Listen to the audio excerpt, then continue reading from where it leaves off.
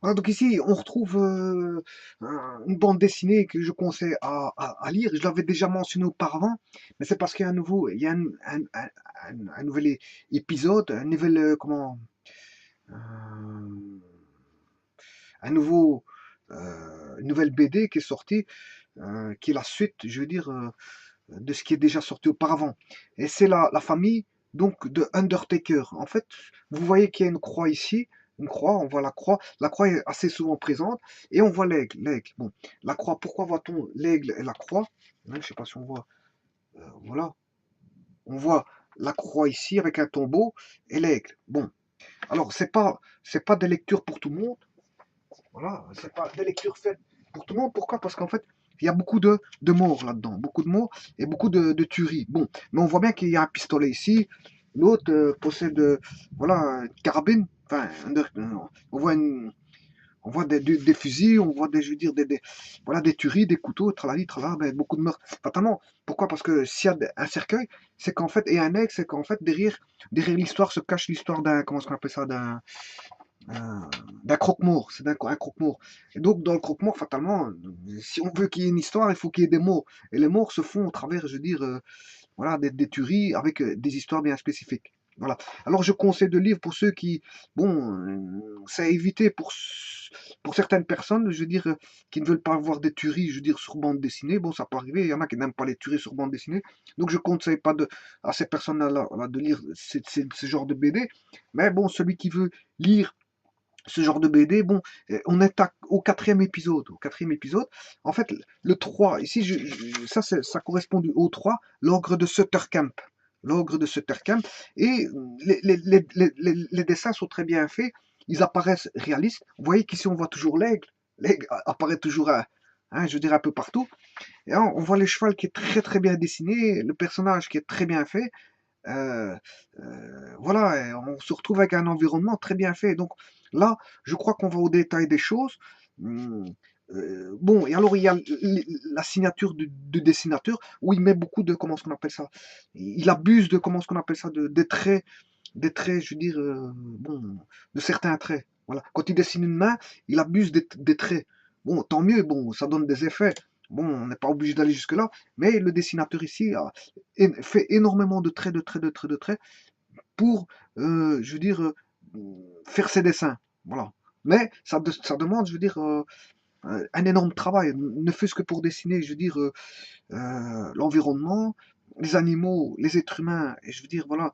euh, euh, Parce que les chevaux sont dessinés dans toutes les positions, donc on voit ici un cheval vu de trois quarts gauche, là, il est presque de face, il est un petit peu, je veux dire, je veux dire, légèrement incliné, mais elle est presque de face. Donc il faut savoir dessiner tout ce genre de personnes, tout ce genre de chevaux. Hein, quand un cheval tombe dans l'eau, ben, c'est ce qui arrive dans le numéro 4, dans l'ombre d'Hippocrate, hein, dans le numéro 4.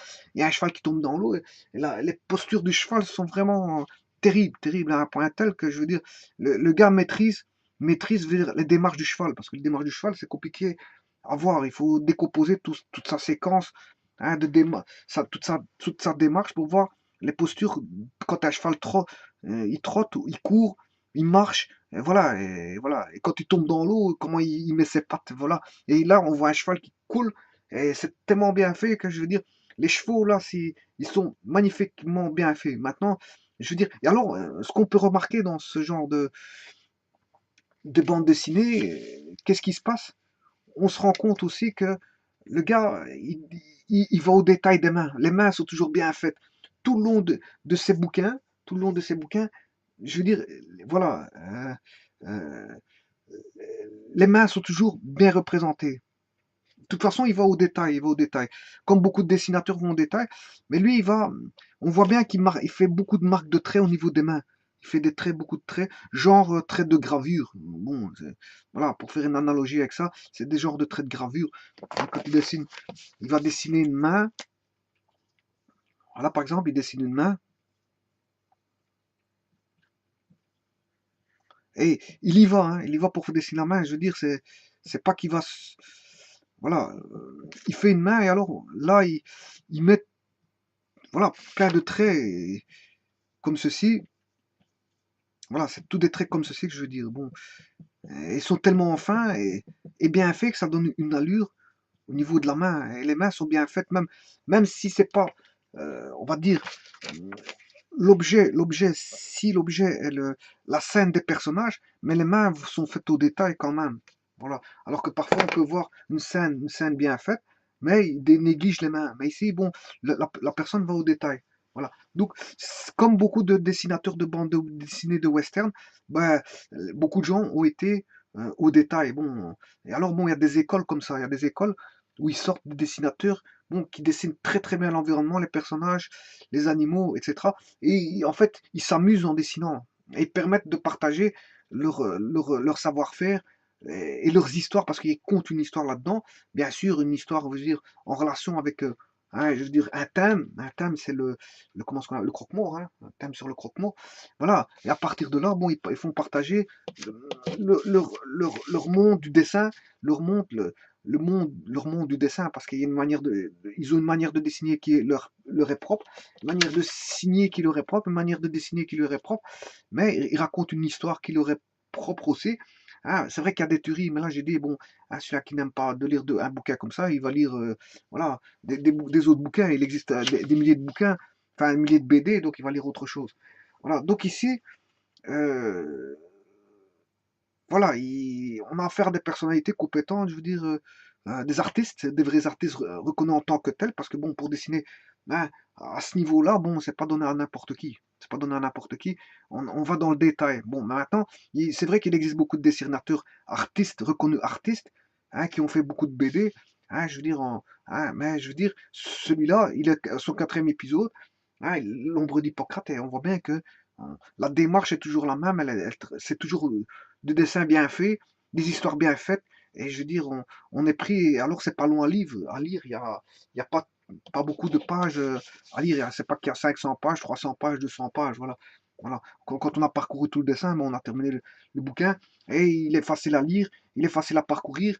Et je veux dire, bon, voilà, on aime ou on n'aime pas, voilà, voilà, celui qui veut, voilà. Et ici, je vois ici, dans le numéro 3, j'avais déjà expliqué qu'il est inédit, il y a un carnet de croquis collector pour la première édition. Voilà, il y a un carnet de croquis. Donc, il y a un carnet avec voilà, c'est inédit, avec des croquis dedans, des croquis de dessins que le gars il a fait. Enfin, des dessins pas terminés parce que ce sont des croquis. Mais voilà, il a l'ébauche du personnage, du cheval, l'ébauche de l'environnement. Hein, voilà, et à partir de là, il montre que, bon, je veux dire, comment faire avec sa façon de faire. Voilà. Voilà, comment faire pour savoir tenter d'avoir une approche de dessin par rapport au dessinateur qu'il a fait. Bon, mais celui qui va dessiner ça sera loin du dessinateur parce que bon, c'est un dessinateur professionnel, hein, reconnu en tant qu'artiste, bon, qui a déjà derrière lui 4 BD, donc hein, je dirais peut-être qu'il a fait des autres BD, ça j'en sais pas plus. Voilà. Alors ça vient de plusieurs personnages, Ralph Meyer, Caroline Delabre, Xavier Dorisson. Voilà. Ralph Meyer, Caroline Delaby, Xavier Dorisson. Donc, apparemment, ils sont à 3 personnages à faire ça. 3 personnages, hein. Bon, je sais pas qui est le personnage principal, le dessinateur principal, j'en sais pas plus. Mais c'est chez Dargo Éditeur. Dargo Éditeur. Voilà. Bon, je vous conseille de lire ces petites BD. Ces petites BD. Bon, le dernier qui vient de sortir, c'est le 4 ici, hein. Donc, c'est l'ogre de Suttercamp, qui est le dernier en date, et on est le 13 mars, donc en fait, peut-être qu'il y en aura d'autres, des autres, sûrement des autres après, mais en date à ce jour, du 13 mars, le dernier qui vient de sortir il y a peu de temps, c'est celui-ci, donc l'ogre de Suttercamp. Voilà. Voilà, je vous remercie beaucoup.